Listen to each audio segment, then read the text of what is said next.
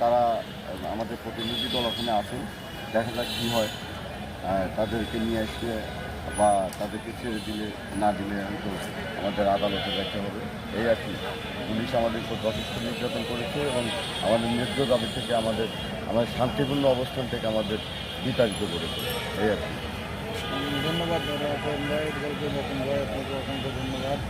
এই যে পুলিশের যে জল কামান যে ড্রেনের পানিটা ইউজ করছে এই বিষয়ে কিছু বলেন। আচ্ছা, পুলিশ আমাদের জল কামান মেরেছে এবং পানি মেরেছে, রঙিন পানি মেরেছে এবং আমাদের আহত হয়েছে। আমাদের নাইট ভেঙে দিয়েছে এবং আমাদের আহত হয়েছে এখনও ঢাকা মেডিকেল এবং বিজিআর থেকে অনেকে ভর্তি আছেন। এদের পরিসংখ্যান এখনও পাইনি।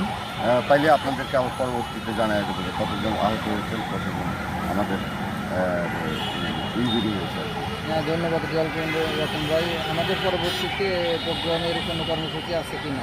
আমাদের আন্দোলনের একটা কমিটি আছে, 101 সদস্য বিশিষ্ট।